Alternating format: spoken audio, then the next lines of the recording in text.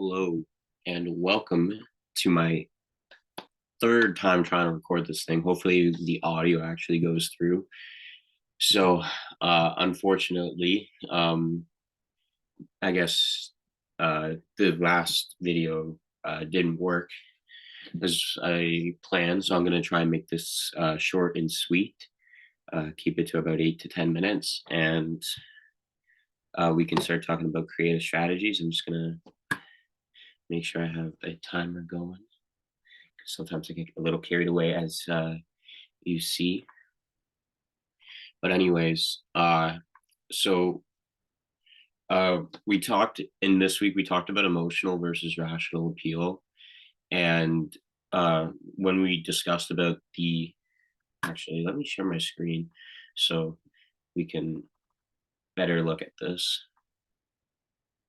So here we are, and with the emotional, we talked about like the ethics of you going too far, maybe like with graphics and of that nature. And personally, for me, I think I haven't seen anything of where it's gone too far. Just because I think emotional appeal is made to really spark something in people's brains to make you create action. And if it makes you feel icky and bad because, for example, if they show a kid or an animal or something in a lot of pain, and you think it might be too graphic, that just sort of shows the reality. Unless the only time I have a problem is if they're painting it up. But like an example of an emotional appeal. So uh where is it? It's not this one. Yeah, like this one. Yeah, no. I put in let me just look it up. Is UNICEF, because with UNICEF, what they do is they show pictures of children in need, if it ever actually here we are. Because they show it so people actually feel an attachment to these children. For example, like in every single one of these pictures, they don't necessarily go too graphic, but you start to feel a little bit more connection to the cause when there's a face to put themselves. Because if you put up stats across the board, you're not going to get as great of a response. And then in terms of rational appeal, as you can see, I sort of just looked that up. Um, this one was used in the slideshow, but there's a lot. Like this one was my favorite one.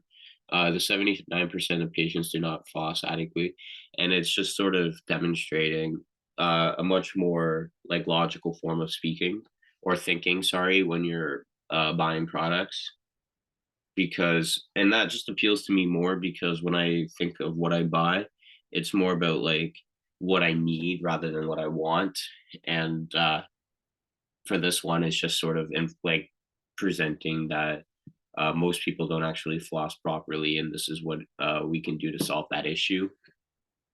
And then, uh,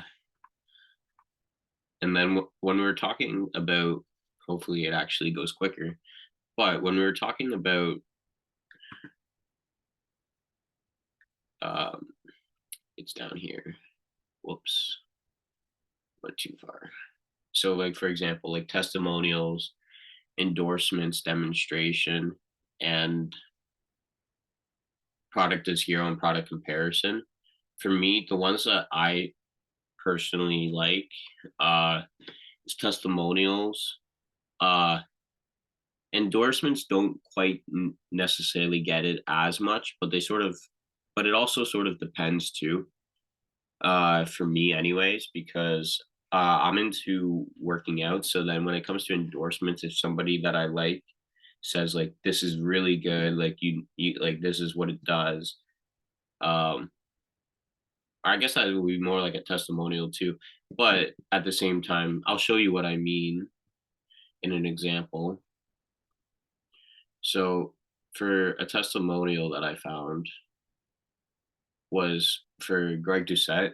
He's a bodybuilder, and typically speaking, he's always trying to he always like says like buy these certain products, and then when you buy these products, then like it helps out in these areas.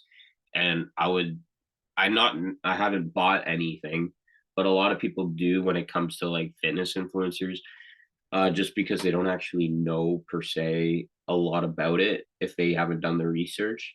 So it's just a lot easier to listen to somebody who looks and that big and is saying like this is what's good, this is what the studies say, versus somebody who's maybe not that big.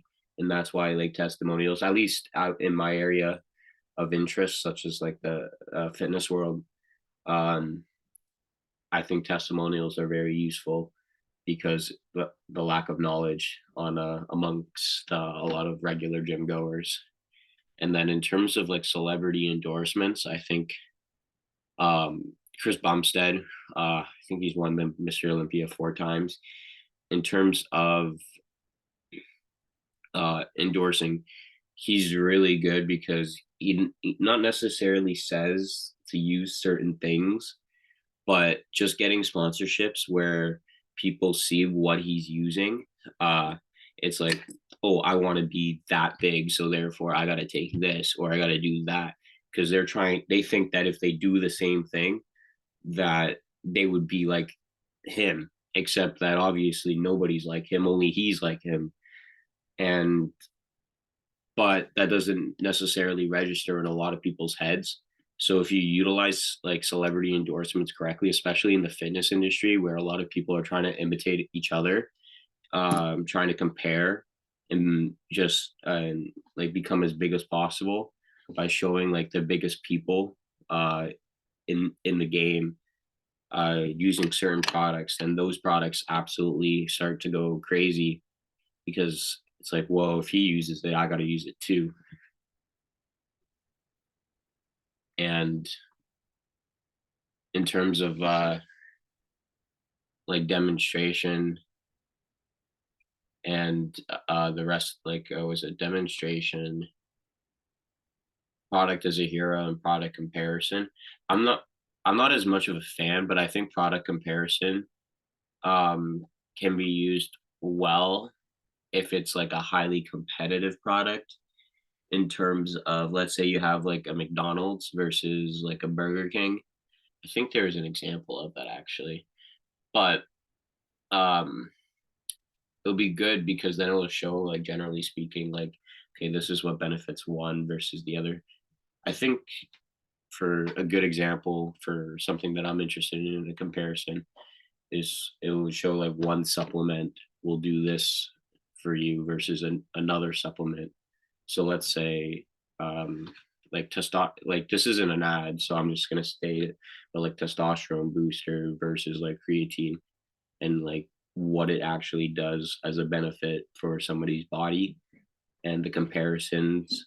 And I think that would be beneficial, not to put the other like person down or the other company or brand down, but more just uh to try and show like this product is what you're going to be getting versus like this product is what you get, and you got to make sure that uh whatever you end up buying is the best suited for what you want to achieve.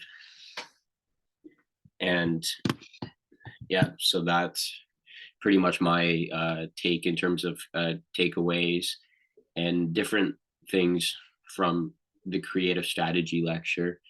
And I hope you like the video and just sort of like how I identified it with my own interest, and hopefully the audio works this time. And thank you again for letting me do this again, and have a great day.